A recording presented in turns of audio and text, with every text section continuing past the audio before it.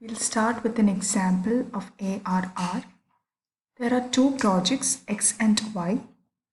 The capital cost is 40,000 and 60,000 each.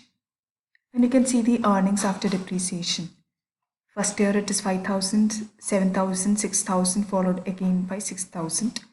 For project Y it is 8,000, 10,000, 7,000 and 5,000. You have to calculate the ARR of the two projects X and Y. So what is the first step? You have to calculate the average return or average earnings. So for project X, you can total the 4 years earnings, 5,000 plus 7,000 plus 6,000 plus 6,000, which gives you 24,000, divided by the project's life, 4 gives you 6,000. So you calculated the average earnings. Then you have to calculate the average investment. What is the formula? It is the original cost minus scrap value divided by 2 plus scrap value plus working capital. But here you can see that it is cost at the beginning plus cost at the end of life divided by 2. Now usually there is no such cost at the end of the life. Usually you don't see a cost at the end of life. And here scrap value and additional working capital are not there. So we just have to take the original cost divided by 2. That is 40,000 by 2 gives you 20,000. So we got the numerator and the denominator. So we shall divide them. Average earnings divided by average investment, that is ARR, and we multiply it with 100 to convert it into percentage. So we got the ARR of project X as 30%. Similarly, we have to find the ARR for project Y. So average earnings, it is 8,000 plus 10,000 plus 7,000 plus 5,000 gives you 30,000 divided by the project life equal to 7,500. Average earnings is 7,500. Average investment, here again you can use the same formula like cost at the beginning plus cost at the end of the life by 2, but usually you don't see a cost at the end of the life. And similarly in this question we don't have a scrap value or working capital to use the formula. So 60,000 divided by 2, original investment divided by 2 gives you 30,000, and you can find the ARR, that is average earnings divided by average investment into 100, which gives you 25%. So we can make a conclusion that we will go with project XY because project X has a higher ARR, 30%, while project Y has only 25%. So we'll go on with project X. And we have to write a conclusion like this. On the basis of ARR, project X will be selected as its ARR is higher than that of project Y. So a conclusion has to be written after every solution. Next, we will see the advantages of ARR. It is simple to understand and easy to apply. It is a simple formula. It takes into consideration earnings over the entire life of the project. So you can see that even after the payback period, the profits made by the project are taken into consideration.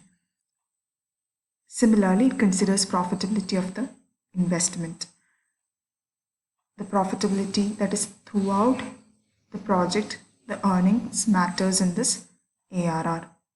Projects of different character can be compared. And rate of return may be readily calculated with the help of accounting data. Here accounting profits are taken. So here we calculate the rate of return. Rate of return is return by investment into 100 if you want it in percentage. So rate of return can be easily calculated. And here we don't look at the character of the projects, right? Whatever the project may be, we're only bothered about the total earnings and the average investment, that is investment made into the project. Now we shall look at the disadvantages of ARR. It ignores time value of money. This is a non-discounting method and we do not consider time value of money. It does not differentiate between the size of the investment required for each project. Right, we don't see the amount invested initially is not a matter. We just calculate the return based on whatever information we have, based on whatever earnings and initial investment we have. It is based upon accounting profit instead of cash flow, because the rest of the methods we actually consider cash flow. In ARR we consider accounting profit, and it considers only the rate of return and not the life of the project. That means sometimes we'll be getting the returns only after too many number of years. So here we do not consider that how, in payback period we consider how fast we'll get back the invested amount. Such things are not considered here. We just total the returns, divide it by average investment, and then just find the rate of return. So we are not bothered about how much time it will take to make a good earnings, etc. It ignores the fact that profit can be reinvested. That means we learn a method called net terminal value, NTV. In that method we assume that, like for example, the profit which we make in the first year is reinvested in some other investments. When we reinvest, we can make profits from that investment also, right? So again, such things are not considered in ARR, right? So we studied 3 traditional or non-discounting techniques, right? That was payback period, second was post-payback profitability method, and third was ARR. Now we shall study the most important one, which is time-adjusted method or discounted method. And we have to concentrate on 4 of them, that is benefit-cost ratio or profitability index method, NPV, net present value method, internal rate of return method, IRR, and NTV, net terminal value method. And in this itself, the most important are NPV and IRR. So discounted cash flow techniques like NPV, IRR, NTV is also called as time adjusted cash flow techniques. Why? Because we consider time value of money here. In payback method, in post payback profitability method, and ARR, we do not consider time value of money. Now, we have discussed about time value of money earlier.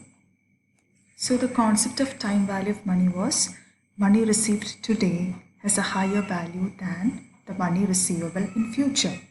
That is, for example, we're getting 1 rupee at the beginning of the year and we're getting 1 rupee at the end of the year. What happens if you get 1 rupee at the beginning of the year? You can invest it in some avenue, right? And you will get some return on that. So say the rate of return is 10%.